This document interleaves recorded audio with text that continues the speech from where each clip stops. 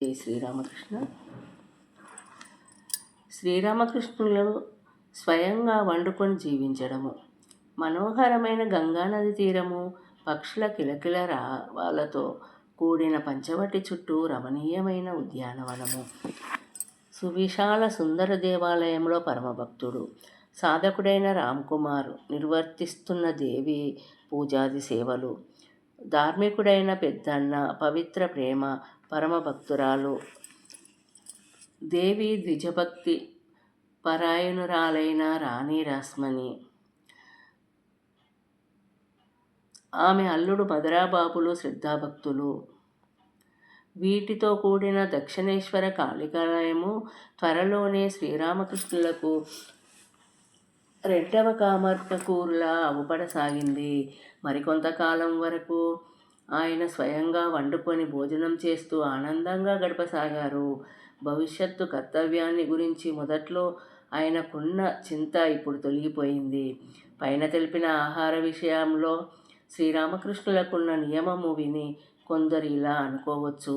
అటువంటి సంకుచిత భావము సాధారణంగా మన వంటి వారిలో కనిపిస్తూ ఉంటుంది. శ్రీరామకృష్ణులలో కూడా ఆ సంకుచిత భావము ఉందని పేర్కొనడం ద్వారా ఈ విధమైన సంకుచితత్వము లేకపోతే ఆధ్యాత్మిక మార్గపు చర్మలక్ష్యాన్ని చేరడము అసంభవము అని మాతో చెప్పదలిచారా ఏమిటి? సంకుచితత్వము, ధార్మిక నిష్ట, వీటి తారతమ్యము. అందుకు మా సమాధానము: సంకుచితత్వము, ధార్మిక నిష్ట ఈ రెండు వేర్వేరు విషయములు. సంకుచితత్వానికి మూలము అహంకారము. అది ఆవరించినప్పుడు మనిషి తానేది అర్థం చేసుకుంటాడో, తానేమి చేస్తుంటాడో అదే సర్వోత్తమైనదని భ్రమలో పడి తన చుట్టూ తానే ఒక పరిధిని గీసుకొని నిశ్చింతుడై దానిలోనే ఉండిపోతాడు. కానీ ధార్మిక నిష్ట తద్విరుద్ధము. శాస్త్రాలు, మహాత్ములు నిర్దేశించిన దాన్ని విశ్వసించడం ద్వారా ఈ నిష్ట కలుగుతుంది. తన హృదయంలో నిష్ట ఉదయించడం ద్వారా మనిషి తన అహంకారాన్ని నిర్మూలనం చేసే ఆధ్యాత్మిక జీవనంలో ముందడుగు వేస్తూ పరమసత్యాన్ని సాక్షాత్కరించుకుంటాడు. క్రమంగా ఈ నిష్ట ప్రాధాన్యం వహించినప్పుడు మనిషి మొదట్లో కొంతకాలం దాకా సంకుచితుడుగానే కనిపిస్తాడు. కానీ దాని సహాయంతో తన జీవన మార్గంలో క్రమక్రమంగా స్పష్టమైన వెలుగును గాంచుతాడు. తన సంకుచితత్వము దానంతట అదే అంతరించిపోతుంది. కనుక ఆధ్యాత్మిక ప్రగతి మార్గంలో ధార్మిక నిష్ట అత్యంత ఆవశ్యకం అని గ్రహించాలి.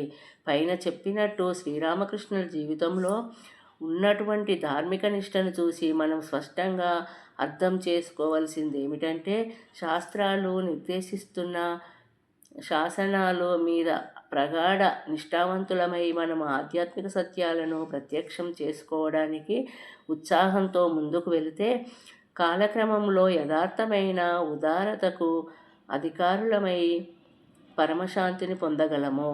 అటువంటి నిష్ట మృగ్యమైనప్పుడు ఆధ్యాత్మిక మార్గంలో ముందంజ వేయలేము.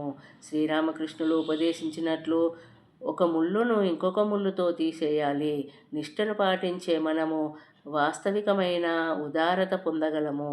నియమాలను, శాసనాలను అనుసరించడం ద్వారానే వాటికి అతీతమైన స్థితిని చేరగలము.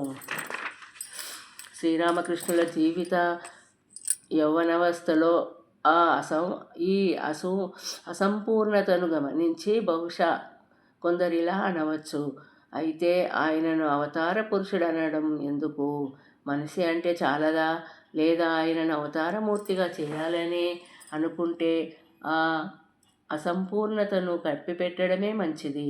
అందుకు ఈ సమాధానము: సోదరా, దేవుడు మానవ రూపాన్ని దాల్చి అవతరించడము సంభవమని కలలోనైనా మేము కూడా నమ్మలేని కాలం ఒకటి ఉండేది.